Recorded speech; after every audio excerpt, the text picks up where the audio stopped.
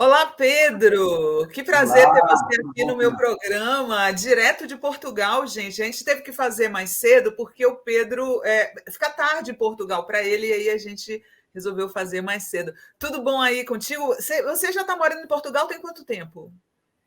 Eu moro simultaneamente no Brasil e em Portugal, né? Eu passo meio 4 meses aí, o resto 8 meses aqui e tal. Tem 7 anos, mas eu tenho casa aqui há mais de 12.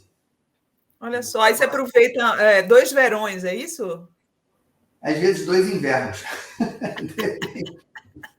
Você sabe Não, que eu vou. O Quino da Mafalda, ele morava na Argentina e na Itália, e ele dizia que ele pegava a melhor da luz natural nos dois continentes, porque ele tinha É, problema na vista, né? Então ele desenhava melhor com a luz natural. é. Eu não é por essa razão, não. É só mesmo porque eu preciso trabalhar no Brasil e trabalho no Brasil, então é por isso. Você não trabalha aí como ator em Portugal? Trabalho, faço teatro. Os atores portugueses estão aqui, né? Eles não precisam de um ator brasileiro para fazer É verdade. teledramaturgia, né? A não ser um papel de um brasileiro, que não é um personagem muito frequente no cotidiano da teledramaturgia portuguesa. Então, eu aqui não trabalho em televisão, também, sinceramente, não fiz muito esforço para isso acontecer. Mas trabalho em teatro, faço teatro aqui e, graças a Deus, tenho uma boa relação com o público português. Ah, que massa. Pedro, eu queria começar essa entrevista pedindo para você comentar esse atentado que teve, né, na Argentina contra a Cristina Kirchner. A gente fica assim muito muito preocupado com o clima da eleição no Brasil, né? Eu acho que os avanços que foram obtidos a partir dos anos 60, 50, 60, né? Aquela liberdade individual que foi conquistada por uma parcela da população do planeta, né? Não foi um fenômeno planetário, um fenômeno mais ocidental, um fenômeno um pouco das grandes cidades, né? Nova York, Londres, Paris. Isso, de uma certa maneira, está sofrendo uma enorme reação que vem com esse nome, né? Conservadora, mas que é reacionária mesmo. Conservadora é outra coisa. Conservadora são pessoas que acham que o que está bom deve ser conservado e não as revoluções não devem ser totais. Mas o que isso essa gente se chama de conservador, mas isso é reacionário. E eles perderam muitos privilégios, né? O homem branco, como diz na música do Caetano, sempre no comando, ele ficou profundamente ameaçado por todas aquelas conquistas que tem hoje em dia sua expressão com a atitude muito mais autoritária, no bom sentido, da população africana brasileira, com a atitude também muito mais autoritária, mais uma vez no bom sentido, das pessoas que se declaram não são nem homens, nem mulheres, não são binários, como dizem, os casamentos entre 3 pessoas, os homossexuais que adotam crianças, as pessoas que mudam o seu gênero. Isso tudo é uma conquista dos anos 50, 60 e que vem chegando aqui. E eu sinto que isso se confunde um pouco com movimentos de esquerda, que os movimentos de esquerda, em alguns momentos, estiveram próximos a esses movimentos, digamos assim, de liberdade pessoal. Nem Sim. sempre. Muito depois, quando a esquerda chega no poder, ela é agente também de constrangimentos da liberdade individual, né? Uhum. Geralmente com o negócio de homossexualidade, né? Em Cuba a gente ouve falar histórias, essas coisas. Mas, enfim, teve sempre um pouco associado. E essa reação contra a liberdade individual, ela é uma reação em busca de manutenção de privilégio do homem branco dominante, heterossexual, normativo. E ele é capaz de qualquer coisa, como tentar dar um tiro na cara de uma mulher, uma vice-presidente. Você pode achar ela boa, achar ela ruim, você pode achar que ela é corrupta, que ela não é. Existe um sistema jurídico que vai averiguar se ela é corrupta ou não. Claro. Você pode até não Sim. gostar do sistema jurídico, até eu admito, mas você ainda tem que, ainda assim, lutar dentro da legalidade para melhorar a legalidade, não cometer ilegalidades em prol da legalidade, que é muito o que o Bolsonaro e o bolsonarismo também propõem, né?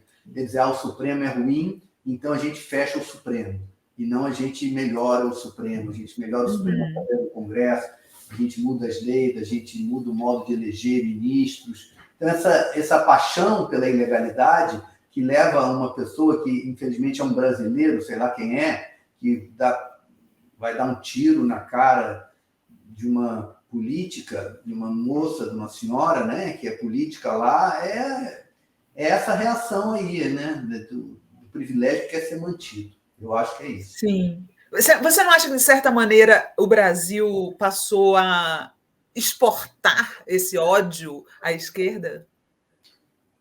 Acho que sim, acho que o Brasil é um país muito grande, muito poderoso, né, e muito capacho dos Estados Unidos. Esse movimento fascista brasileiro atual, quer dizer, a imersão atual desse movimento, ela não teria a força que tem se o Donald Trump não tivesse se elegido, né, nos Estados Unidos na penúltima eleição. Aquilo deu eles foram para lá, né, eles se reúnem, eles ficam empolgados. Os Estados Unidos é muito rico, é muito poderoso, então é um fascismo com bombas atômicas, né? Isso deixa o fascista brasileiro muito confiante de que o poder dele não tem limite. Mas a própria sociedade norte-americana já tirou o Donald Trump do poder, né? E está tentando, na minha opinião, ainda com muita hesitação, colocar ele na cadeia, que é o lugar que ele tem que ir, porque ele é um criminoso, assim como também esses fascistas brasileiros cometeram e vêm cometendo imensos crimes, além da corrupção que cometem crimes comuns, né? Eu espero que a gente tenha democracia suficiente para botar essas pessoas na cadeia. Não é à toa que eles temem ir para a cadeia. É bom que temam, porque razão para ir para a cadeia eles nos deram, né? Então, acho que, de fato, o Brasil, infelizmente, muito impulsionado pelo fascismo da sociedade norte-americana, muito amparado, achando que agora temos armas atômicas fascistas, se tornou um país... revelou-se, né? Não diria que se tornou, sabe, Sinara? Eu diria que esse fascismo brasileiro ele sempre teve aí. Infelizmente, a gente descansou, né?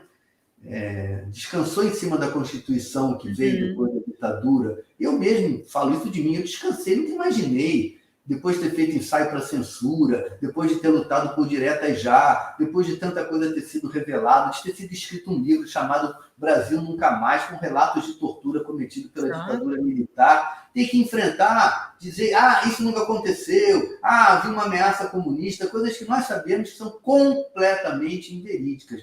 Mas existe uma disposição muito grande de, me disse o grande psicanalista Byton, os ouvidos narcísicos. As pessoas ouvem aquilo que a sua psicologia deseja que seja a realidade, né? Que interessante. É isso mesmo. Às vezes a gente fica pensando assim, nossa, mas como que eles acreditam nessas mentiras? Eles querem acreditar nessas mentiras, né? A mentira eu acho que tem aí uma incapacidade dessas pessoas de desenvolverem uma identidade pessoal suficiente para viverem em paz. Então, eles se agregam numa identidade coletiva. O nazismo, na Alemanha, ele foi quase 90% da população alemã daquela geração. Olha que coisa louca, né? Todos precisando, estavam todos muito humilhados com a derrota da Primeira Guerra Mundial, todos sem saber quem eram. E eu acho que esse homem branco normativo, mesmo quando o fato não se passa numa pessoa branca, até porque no Brasil, entre branco e alguém que seria um preto absoluto, existe uma imensa variação de tons de pele, né? Mas, mesmo assim, ainda há brancos e pretos, pelo menos do ponto de vista cultural, dos arquétipos ancestrais. Há uma africanidade e há uma europeidade. Não sei se a palavra existe. Uma europeidade no Brasil. E essa europeidade dominante que se expressa no homem branco no comando, ele não admite mesmo a perda dos privilégios. Tanto que há movimentos patéticos de homens que advogam o direito a ter serviço sexual das mulheres, né? Como se a mulher... essa mulher não quis ir para a cama comigo, ela tem que ir para a cama comigo porque eu tenho direito a ter satisfação sexual. É um fundamentalismo, né? Como todo fundamentalismo, uma coisa profundamente agressiva, né? Sim. Pedro, deixa eu mostrar aqui para vocês o livro do Pedro. Eu mesmo, em busca de um diálogo contra o fascismo brasileiro, que saiu pela Record e reúne textos que o Pedro escreveu no Instagram, né? E eu achei tão interessante, Pedro, que você chama as redes sociais de redes antissociais. Por quê, hein? Por que você chama? E por que você prefere o Instagram? Você sabe que o Instagram é a rede que o povo mais detona, né? Nesse aspecto, que faz mal para jovens, adolescentes, que é uma rede que mostra riqueza e beleza e um mundo falso. Por que você escolheu o Instagram e por que você acha? Eu escrevi o livro, eu reuni os textos num livro justamente para fazer uma espécie de um protesto contra o Instagram. Porque eu acho que a fabricação desse conceito redes sociais é uma intenção comercial. Esse modo de convívio, ele não foi concebido para promover o incremento da sociabilidade. Muito pelo contrário, ele foi concebido para promover o incremento da incivilidade. Ou seja, vou dividir as pessoas por grupos de semelhança para efeito de publicidade. Ou seja, todo mundo que gosta de não sei o quê vai ficar mais ou menos junto. E aí eu vendo uma publicidade completamente dirigida. Essa é a única intenção de Google, de TikTok, de Instagram, de Twitter. Isso não tem... Os empresários que estão envolvidos nesse negócio são péssimas pessoas, na minha opinião. Eles não têm nenhuma preocupação, nenhum desejo de promover o incremento do diálogo, melhores maneiras de dialogar, Não, eles querem dividir as pessoas em baias para efeito de venda publicitária e de controle ideológico das ideias. Ideias que não trafegam vão se tornando ideias aprisionadas na igualdade das pessoas que pensam igual. Então, eu escrevi esses textos no Instagram, agredindo o próprio Instagram e não aceitando a denominação que eles mesmos se batizaram. Muito bom. Redes sociais, não. As redes são antissociais. Agora, como é que a humanidade lida com uma nova tecnologia sem virar prisioneiro dela é uma questão extremamente complexa. Eu falo disso há muito tempo. Quando, nos anos 90, meus amigos apareceram muito fascinados com a internet, eu fiquei também fascinado com aquela possibilidade tecnológica, mas fiquei muito desconfiado da intenção que estava por trás daquilo tudo. E acabou que aquilo se revelou que, infelizmente, eu intuitivamente supunha um movimento extremamente reacionário, de controle do pensamento, que fez o Brexit, fez a eleição do Trump, fez a eleição do Bolsonaro e por aí vai, criando uma realidade de pessoas semelhantes, Sim. Mas profundamente semelhantes, não semelhantes apenas na superfície, pessoas com tendência de temperamento extremamente semelhantes. Aí todos eles se juntam e depois vão para o clube de tiro e depois vão para o não sei o que lá, onde eles todos... E parece, Pedro, que o ódio circula mais, né? Os algoritmos são feitos de uma tal maneira que o ódio tem muito mais alcance do que o amor. Toda vez que você não tem que enfrentar uma argumentação lógica contra você, você fica muito senhor dos seus instintos. E aí você dá vazão a autoridade que o teu instinto tem. Bom, ninguém me contesta, quem me contesta eu desprezo, então eu posso odiar qualquer pessoa. Agora, eu falo por mim, o bem que me faz... Eu tenho amigos de direita. Quando apareceu o Partido Novo, eu fiz questão de falar que era importante que o Partido Novo fosse conhecido. Embora eu não tenha particularmente nenhuma grande identidade com as ideias do Partido Novo. Desconfio imensamente até do próprio nome, Novo, que acho que é um partido tão velho quanto os outros. Mas achava importante para a democracia que houvesse essa límpida voz que se declara liberal e com todas essas ideias do liberalismo. Como agora reclamo que a Vera Lúcia do PSTU e um outro rapaz, Péricles, de um partido também recente, não vão a debates, porque são de esquerda e não tem representação no Congresso, então não vão a debates. Eu reclamo disso tudo, porque eu acho que a democracia tem que ser sem... Um leque, né? Um leque. Para que...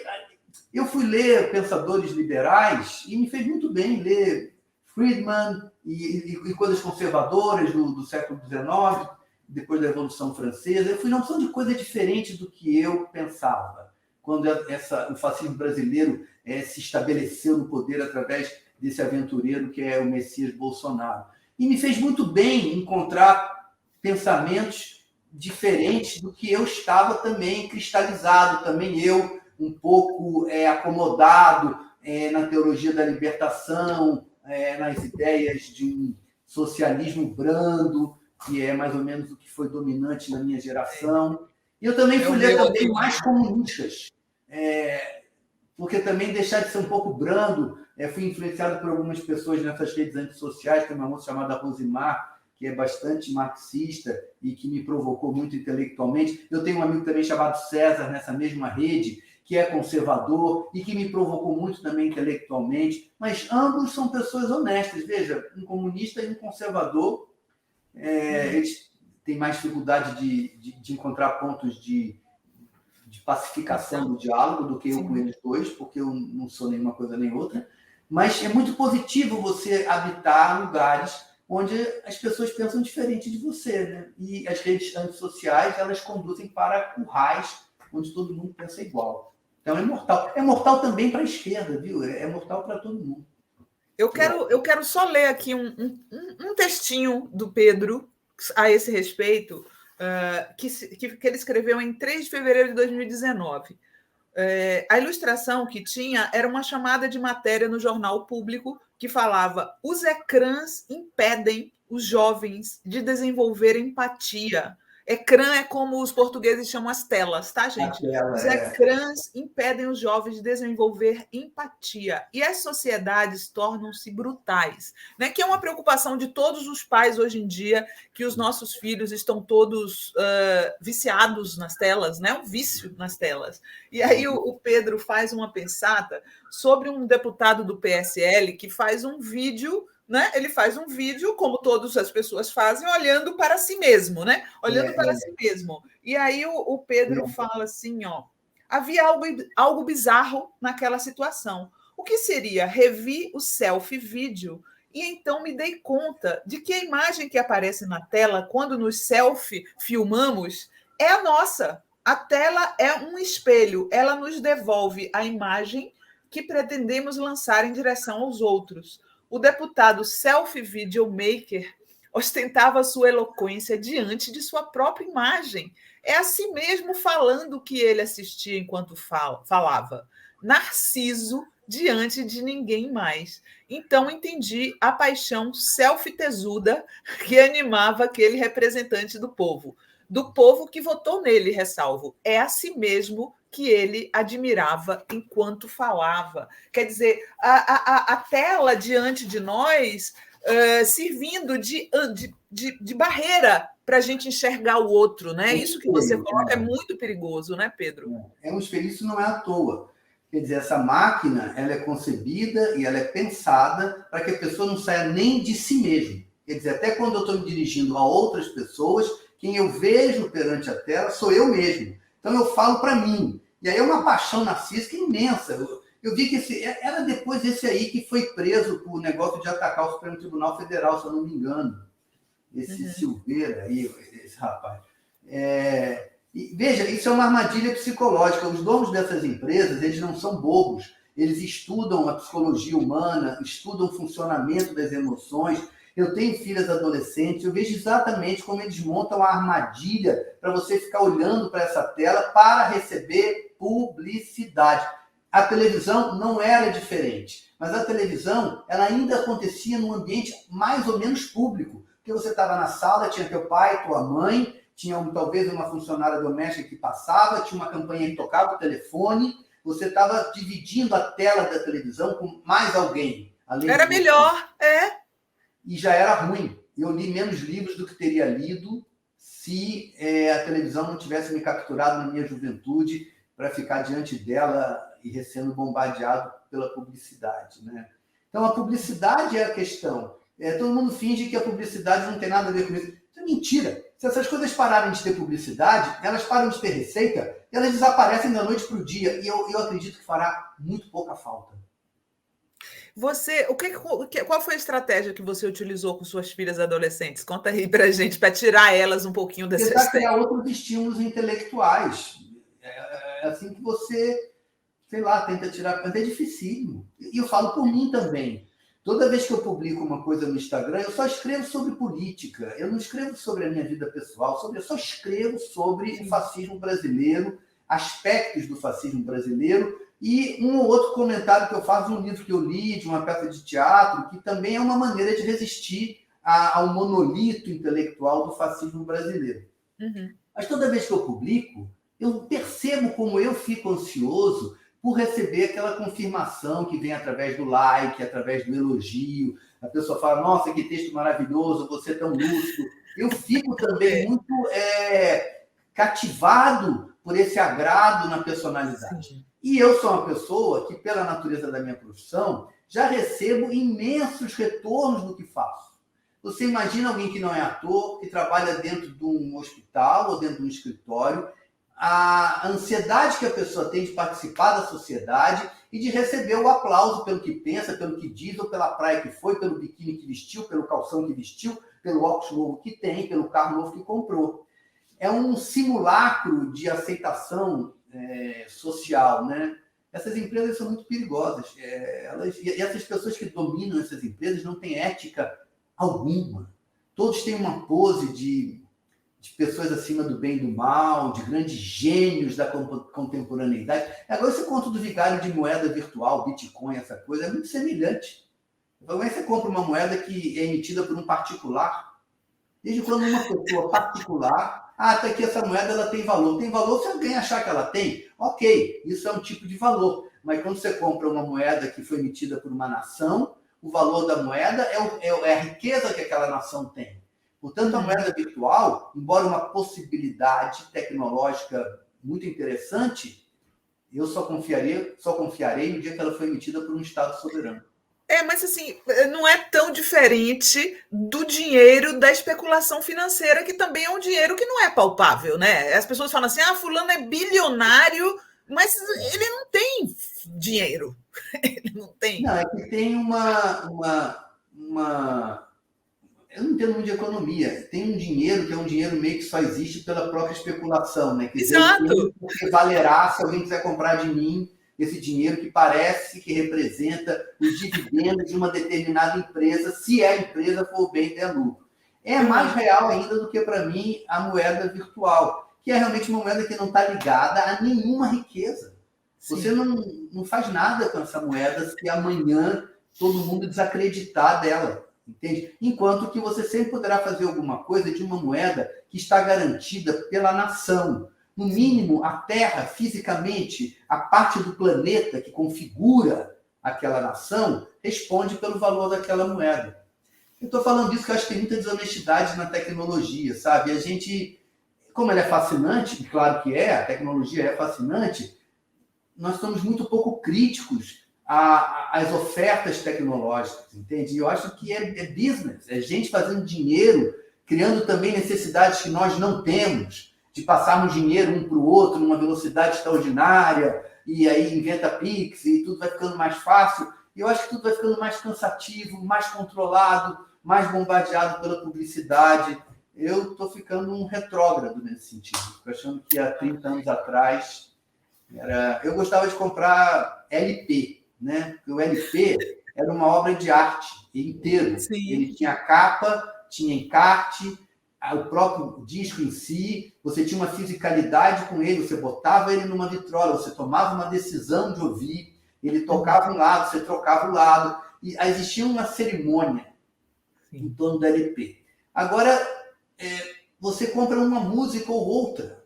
Eu, por exemplo, o último disco do Gilberto Gil, que é maravilhoso, um que chama Ok, Ok, Ok, eu consegui finalmente ouvir um dia inteiro, da primeira à última faixa. E aí tive contato com a integridade da composição que ele tinha feito. Ele não fez uma música e outra música. Ele fez uma porção de músicas que, de alguma maneira, compõem uma obra só. Né? Então, eu consegui ouvir o disco do Gilberto Gil. Mas o modo de consumo agora ouve uma música e a outra. Mas como que você ouviu? No Spotify ou no disco? Não, eu comprei o disco e botei. Eu ainda tenho um computador que tem um tocador de CD. E aí botei. Eu já não tenho mais. Muito antiga também, que chama da Apple, que você põe lá as suas músicas e aquilo é copiado para o seu telefone ou para o seu não sei o que lá. E aí eu consegui ouvir o disco inteiro. Fiquei muito feliz de ouvir. O último disco do Gilberto Gil. Imagina, todo disco do Gilberto Gil, para mim, é como um farol. Né? Eu sou uma geração abaixo deles, um disco do Chico, do Caetano, do Gilberto Gil, do Paulinho da Viola, né? São faróis, né? Intelectuais, são coisas muito poderosas sobre mim. Pedro, eu queria comentar mais duas coisinhas aqui do teu livro, antes da gente passar para outros assuntos. Você começa o livro com a epígrafe Deus abençoe o Estado laico, que é muito importante dizer. Mas você acha que... Eu tenho a impressão que o Estado laico já era, menino? Bom, se o Estado laico desaparecer, nós vamos voltar para antes da Revolução Francesa, né? São 300 anos quase.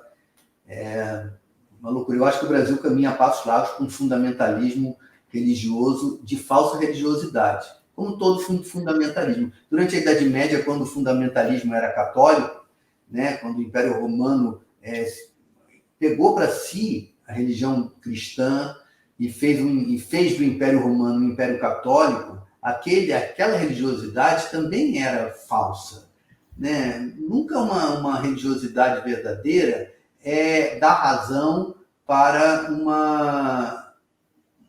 uma estrutura de Estado autoritária. É sempre uma gente falsa, mentirosa. E esse brasileiro, essa religiosidade brasileira, que muito injustamente se apoderou do que a gente chamava, né, de protestantes, né, que é uma divergência da linha da Igreja Sim. Católica. Eu acho isso tudo bandidos. Para mim, não tem Jesus Cristo algum nessa história. Isso é bandido querendo subir de vida, através de... Tanto que toda hora abre uma igrejinha no Brasil, igual antigamente você abriu uma pizzaria ou abriu um botequim.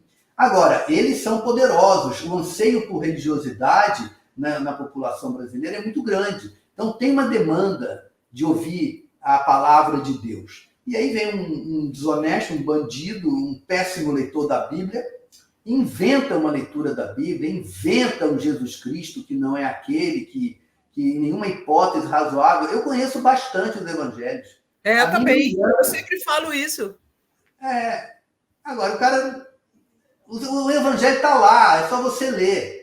Ler e estudar, ler o comentador, ler os problemas de tradução, ler a circunstância em que aquilo tudo se deu. Mas as pessoas não sabem, vão para uma igreja se sentindo mais uma vez miseráveis, sem autoestima, destruídos por um país que não existe, e vem um sujeito e fala: se você acreditar em Deus, Deus acredita em você e você vai ficar até rico. Agora, antes de ficar rico, você tem que pagar para Deus pelo menos 10% do que você ganha. Você não ganha? Pega emprestado e dá para Deus. Mas ele está desassistido pelo Estado, de certa maneira, ele é assistido por essas pessoas, né? Você tem toda a razão, Sinara. A ausência do Estado, que é uma tradição da história brasileira, ela favoreceu muito que qualquer um que apareça dizendo: por aqui você tem caminho, por aqui você vai ganhar dinheiro. E o pior que eu acho, eles de fato acabam ganhando algum dinheiro, porque as igrejas passam a ser lugares de convívio. Então, eu preciso de um mecânico. Tem aqui um irmão, está dando um mecânico, aí já vai. Então, a igreja é um pequeno país, entendeu? Aqui em Portugal tem muita maçonaria. Eu falo que é mais ou menos a mesma coisa. Todas essas organizações, esses clubes, é como um sujeito que é mais flamenguista, ou mais vascaíno, ou mais corintiano, do que torcedor de futebol. Eu sempre odiei isso, achava isso já um sinal de fascismo. Eu vou ver meu time jogar, se o meu time jogar bem, eu fico feliz que meu time ganhou e jogou bem. Se o outro time jogou melhor, eu gosto mais do futebol do que do meu time. Eu fico feliz pela vitória do outro time, porque eu vi um bom jogo de futebol. Eu gosto de futebol. É gostar do Brasil. Agora não, gosta só da minha igreja, outra da outra igreja, eu sou desse partido, eu sou desse partido. E ninguém é mais brasileiro, né? O Brasil revelou-se um país que não existe. Existem pequenos feudos. O Brasil é uma organização da Idade Média. Pequenos feudos de lideranças, sejam essas dessas igrejas, ou políticas, ou criminosas, como o caso do Estado do Rio de Janeiro, que está dominado por lideranças criminosas. Ou seja, há muito pouco Brasil, há muito pouco país para as pessoas viverem, né? A tarefa que começa com a provável, possível e desejada eleição do Lula é enorme, porque, de fato, nós nos perguntarmos como é que a gente constrói um país multi-intelectual, um país que admite a totalidade das pessoas que, pelos caminhos da história, foram jogadas nessa estrutura jurídica chamada Brasil. Que é isso que o Brasil é, uma estrutura jurídica herdada do Império Europeu, o Império Europeu português, e vieram para cá uma porção de africanos que foram sequestrados e foram abandonados aqui, abandonados continuam, e as pessoas que estavam aqui antes dos europeus chegarem, coitados, a gente não sabe nem direito quem são. Eram muitos. Assim como os africanos que vieram para cá também, não eram apenas uns, eram muitos, eram povos, uns de uns povos, outros de outros povos, uns de um jeito, outros de outro jeito, uns falavam uma língua, outros de outra língua. A religiosidade de uns era de um jeito, a de outros era um pouquinho diferente. Há alguma unanimidade africana, mas há uma enorme diversidade africana também. Isso tudo eu aprendi recentemente, lendo livros sobre a história da África. Não sabia nada disso. Que bom. Tem outra frase sua do livro que eu achei que a gente devia comentar aqui. Como haveremos de nos defender e defender a democracia estando desarmados? Você pergunta, né? Porque os outros estão armados, né? Estão. E se armaram, depois que o Bolsonaro chegou ao poder, se armaram de verdade, né? E isso é um problema que eu mantenho a pergunta, né? Quer dizer, o sujeito foi lá e meteu um revólver na cara da Cristina Kirchner. Ela não estava com um revólver, né? Eu ainda acho que alguma legalidade no Brasil há, eu ainda acho que há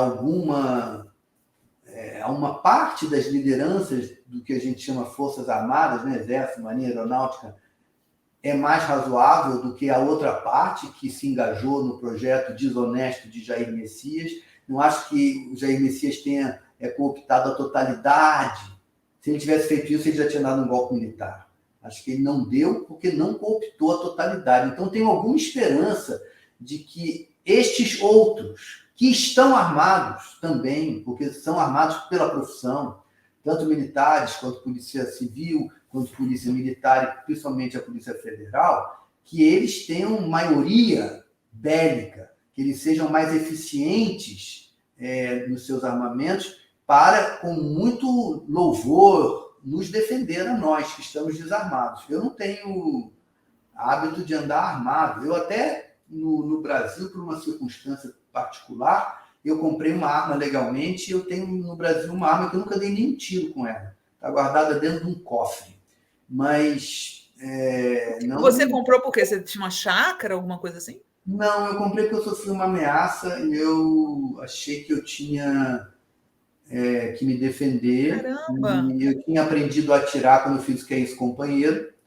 Então, eu comprei legalmente uma arma. Mas depois eu não fui a clube de tiro, eu não me treinei, eu comprei no momento, guardei, e não acho que... Não é uma coisa muito eficiente, entende? Porque eu não tenho nenhuma predisposição para dar um tiro em alguém, né? Eu comprei num momento de um certo tumulto emocional e me sentindo muito vulnerável. A gente sabe que a gente não confia muito na polícia brasileira, às vezes sim, às vezes não, depende do delegado que você encontrar pela frente, depende da patrulha militar que chegar. Então, eu, como fui ameaçado, eu então comprei a arma.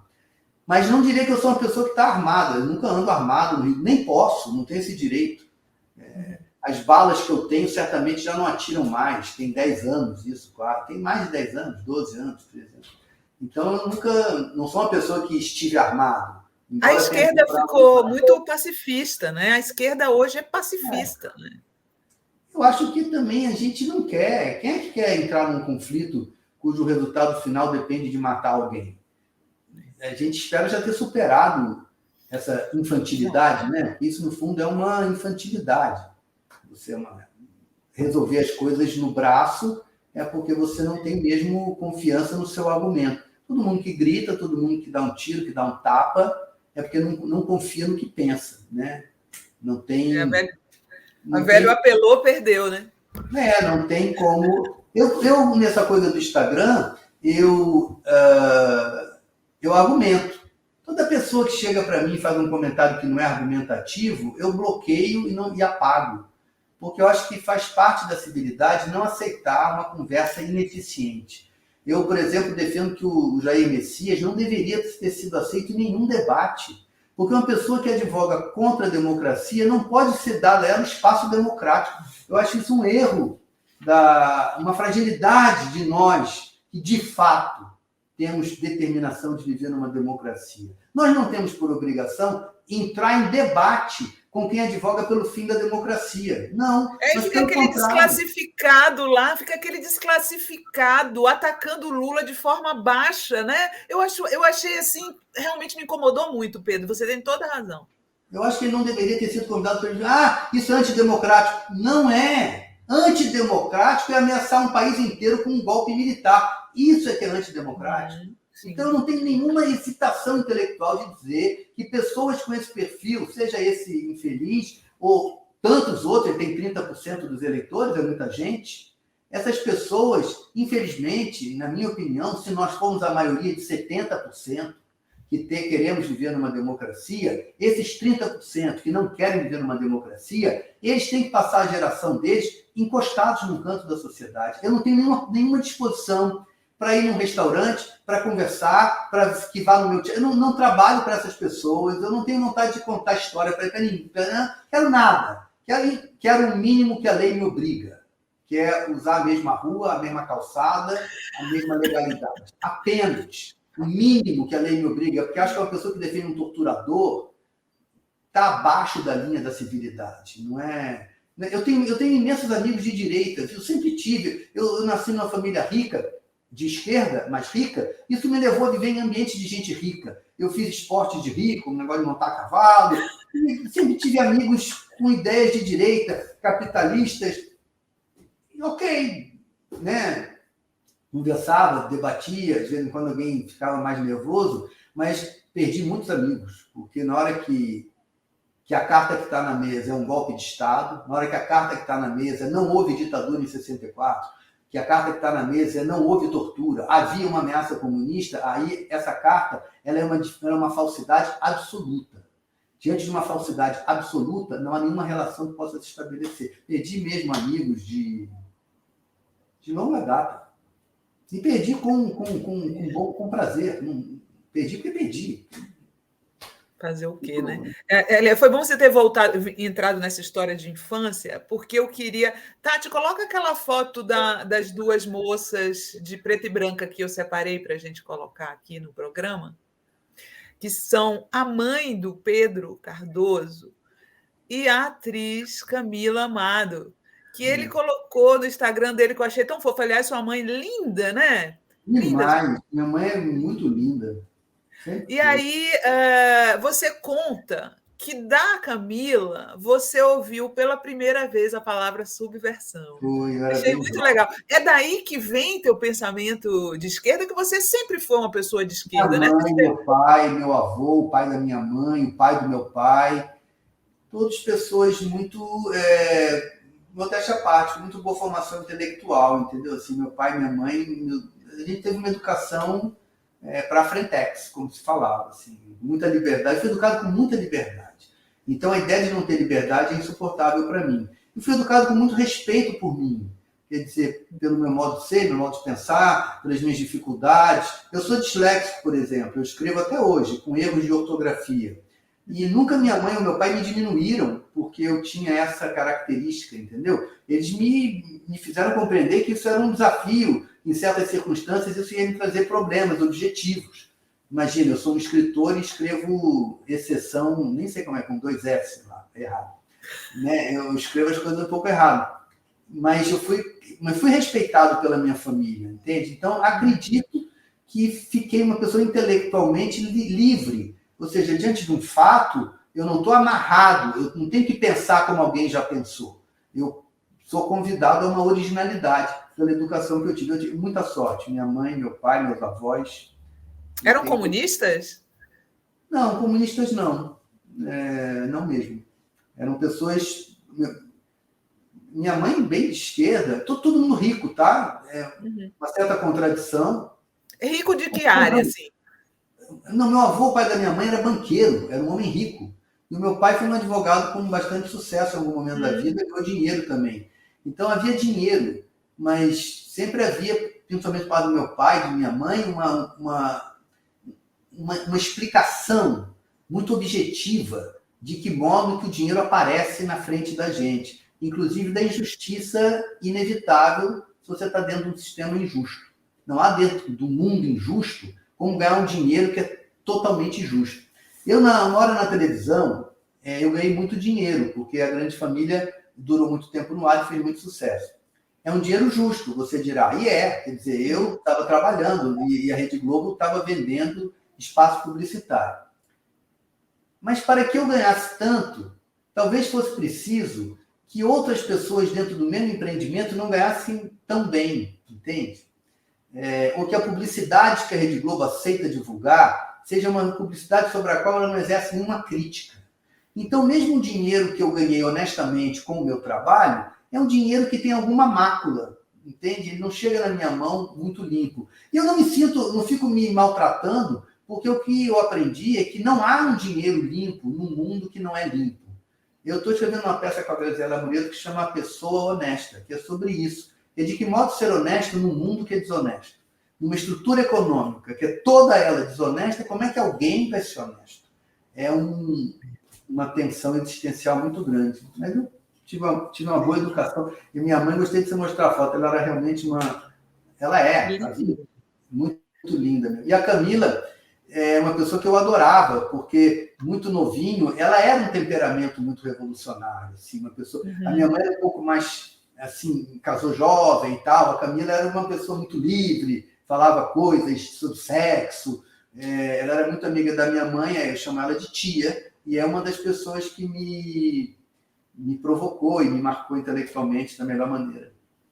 A coisa da justiça social, né? Apesar de seus pais serem ricos, eles transmitiram esse sentimento para vocês. Né? Às vezes as pessoas dizem, uma pessoa rica não pode ser de esquerda. Eu acho que pode sim, gente. Só basta ela se preocupar. A única coisa decente que uma pessoa rica pode fazer é ser de esquerda. Né? É o contrário. Agora, o que eu digo é que existe uma tensão em relação ao dinheiro que é real e que atinge todo mundo e que para a qual ninguém tem uma resposta satisfatória, que o mundo não te dá uma resposta satisfatória. Eu sempre digo a quem diz de mim, aliás, as pessoas de direita me acusam da mesma coisa que as pessoas de esquerda, quando são fascistas também, de que ele é todo assim com preocupações sociais, mas quando vai trabalhar cobra uma fortuna, quer ganhar um dinheirão e tal. Eu respondo, quem é que vai pagar as minhas contas? Exato. Eu que pago as minhas contas desde que eu tenho 17 anos de idade. Eu não herdei nada. Eu vivo só do meu trabalho, do meu esforço, sempre. Agora, eu estou dentro de uma estrutura que me favorece. Eu nasci homem, eu nasci branco, eu nasci na Zona Sul do Rio de Janeiro. Eu tenho consciência de tudo isso. Eu sei que o mundo não é o mesmo para mim que é para uma pessoa que nasce dentro da ancestralidade africana ou dentro da ancestralidade dos povos chamados indígenas que estavam aqui. Eu tenho consciência dessas tensões e tento dar a elas algum encaminhamento, quer dizer, tento que a minha participação dentro do mundo seja positiva. Agora, não nego que eu fui favorecido, mas também não vou viver me martirizando ou me punindo por ter sido favorecido por circunstâncias que são alheias, são de nascimento, não foi nada que eu fiz. Assim que eu tive compreensão dos mecanismos da economia, eu, na minha atuação, busquei ser uma pessoa justa e que tentasse construir uma sociedade onde não houvesse os favores dos quais eu fui beneficiado, entende? Mas é uma coisa que existe. Eu sempre brinco que se o mundo é capitalista, eu não tenho culpa, quero minha parte em cash. Com certeza, exatamente outra coisa. Se eu não cobrar caro, quando eu pude cobrar caro também, porque não é assim. Às vezes você não vale nada, às vezes você vale um pouco mais. Se eu não cobrasse caro, o que não foi pago a mim teria sido melhor distribuído para quem estava do meu lado? Não. Agora, quando eu fui produtor, isso aí vocês podem perguntar aí, quando eu trabalhei com colegas meus, até em produções de outros, eu nunca quis ganhar mais. Eu sempre quis ganhar igual meus colegas. E quando eu fui produtor, vocês podem perguntar quem trabalhou comigo, eu fazia um sistema um pouco de cogestão. Eu fazia uma distribuição de uma parte da bilheteria. Enfim, dentro da imperfeição, que é o mundo, eu tentei não ser um mero beneficiário do meu nascimento. Mas olha só, você fala sempre, tem falado sempre, que acha que prefere o Ciro, mas vai votar no Lula. Por quê? Isso. Eu tenho uma razão muito boa. Há algo de muito poderoso na pessoa do Lula, sabe? Há algo que ele simboliza, que é uma autonomia da pobreza brasileira. Temos que lembrar que os pobres brasileiros nunca conseguiram se fazer representar nos poderes. Havia pouquíssimos pobres na política até o surgimento do PT. Essa simbologia, para minha surpresa, ela se demonstrou muito mais forte do que a linha argumentativa do Ciro. Eu, pela linha argumentativa, pela pessoa que diz as coisas que, embora eu não compreenda, que são assuntos muito complexos, me parecem ser as mais razoáveis, eu estava inclinado a votar no Ciro, desde quando era o Haddad. Mas, diante do poder simbólico e da memória boa que temos da eleição do Lula, eu capitulei a essa realidade. E como há uma ameaça muito grande contra tudo, me parece que a melhor opção é dar o voto para a corrente que tem mais força para vencer o Jair Messias e os parlamentares deles, porque não só o Jair Messias, esse bando de gente que entrou para os parlamentos brasileiros através dessa onda de Jair Messias, entende? Então, votar no Lula, mas voto em muitos candidatos. Eu estou mentindo que eu voto que o meu título eleitoral é em Portugal, eu só voto para presidente. Mas eu votaria em imensos candidatos do PSOL, eu tenho muito interesse pelo PSTU, eu tenho muito interesse de ouvir os pensamentos de esquerda radical. Não porque eu acho que eles têm a solução para o Brasil, mas porque eu acho que eles são uma voz importante no sistema democrático. É importante ter visibilidade quem pensa que o comunismo é a solução para o Brasil. O fato de o comunismo ter sido... O comunismo é uma ideia que nunca se realizou plenamente na história do planeta. E foi usado muitas vezes por revoluções para impor regimes autoritários. Isso é uma absoluta verdade. Nicarágua, China, antiga União Soviética, isso é totalmente verdadeiro. Entretanto, as ideias do comunismo, não aquelas que levaram para as ditaduras, mas as ideias dele estão lá. E eu acho que elas são um contributo importante para o trabalho intelectual da democracia. Como acho que, igualmente, as ideias do liberalismo também são. Então, quero ouvir tanto os liberais, quero ouvir os comunistas, quero ouvir todo mundo. Ninguém sabe qual é a solução absoluta para tudo.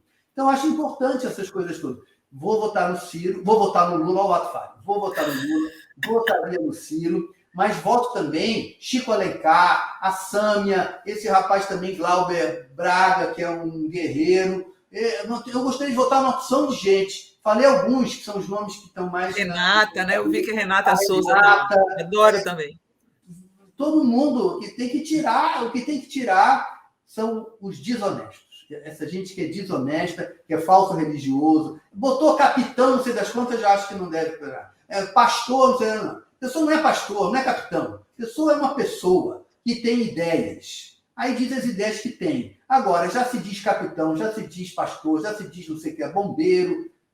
Aí já é uma democracia empobrecida, na minha opinião.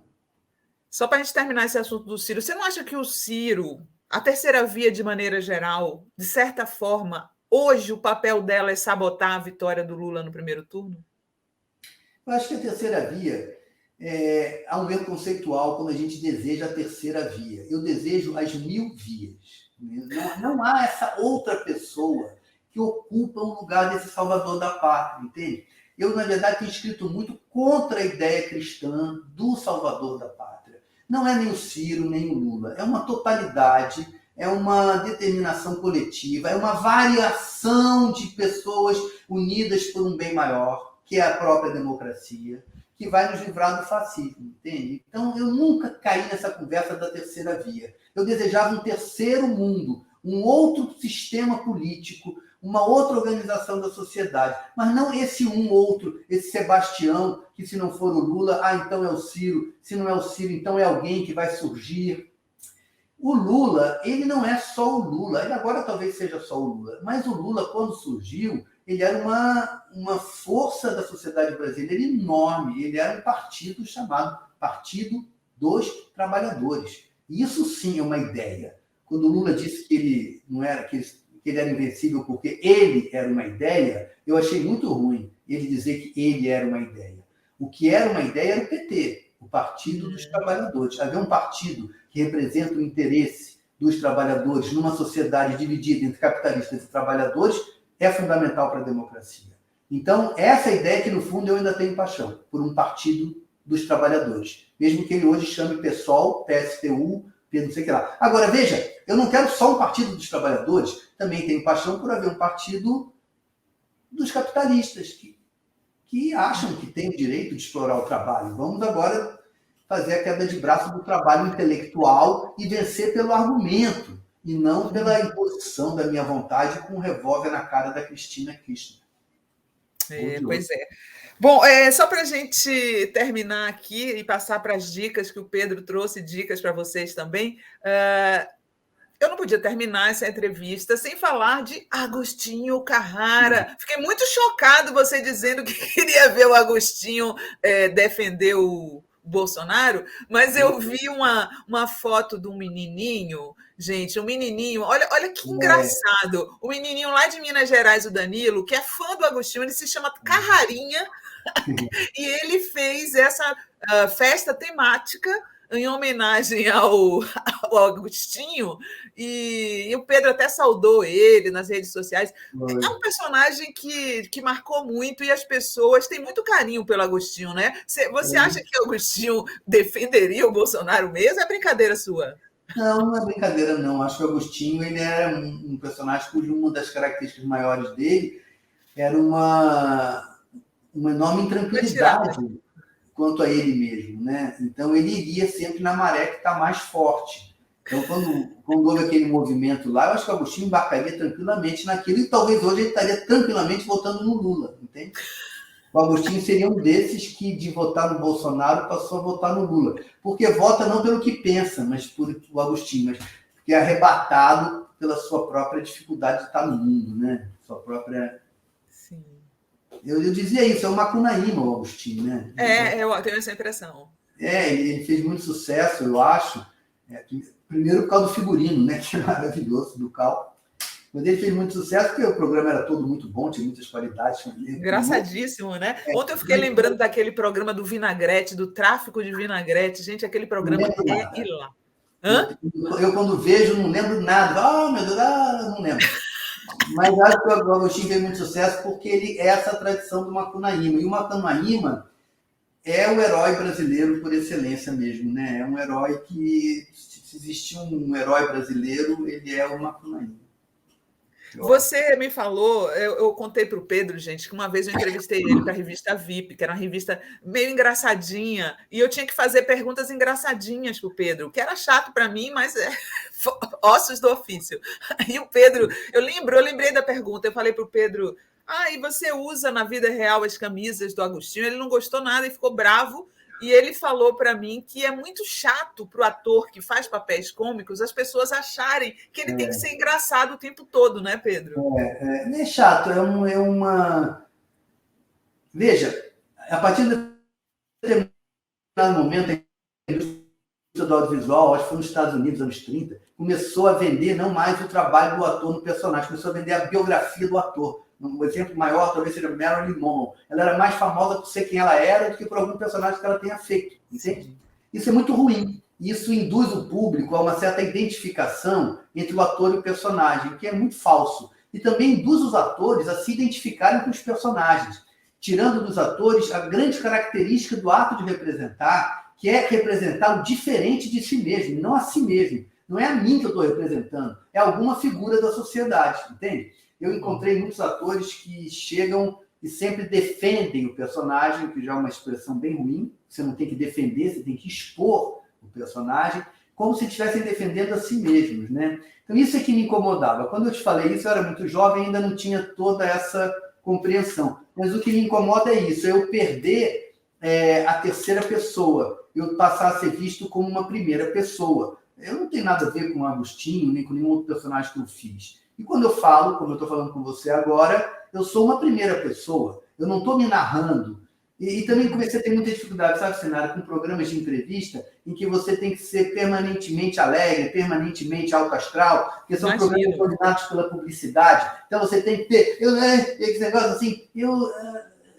para um ator, mentir é muito ruim, porque é muito parecido com representar. Então eu uma vez vi o Ney Matogrosso dando uma entrevista e fiquei fascinado como ele era, e é até hoje, um homem profundamente honesto. Falei, nossa, que maravilha, o Ney, ele não faz nenhum teatro de que ele é o Ney. Ele fala das coisas com uma verdade que me arrebatou o coração. Aí eu falei assim, eu quero ser, quando crescer, quero ser igual o Ney Matogrosso. Quero dar entrevista e falar o que eu penso, que eu sou, sem fazer de mim um artista feliz, um artista rico, um artista bacana, sensual, qualquer coisa. Não, sim, sei lá.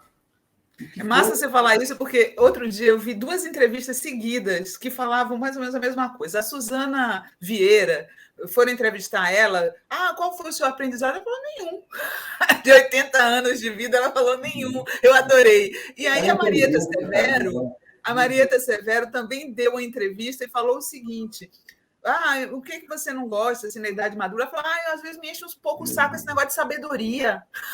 Achei muito honesto das duas, sabe? Por que a pessoa tem obrigação de ser sábia? Não tem obrigação de nada, gente. Bom, são duas pessoas ótimas. A Marieta é uma pessoa adorável, inteligentíssima, uma pessoa maravilhosa. Bom, então a gente está chegando aqui no fim. Eu vou dizer para vocês quais foram as dicas que o Pedro trouxe para vocês. A primeira é um clássico, né? Vocês encontram no YouTube tranquilamente, porque não tem mais direitos autorais. É o filme O Grande Ditador, do Charles Chaplin. Olha só, eu peguei algumas imagens clássicas do filme, né, para mostrar para vocês.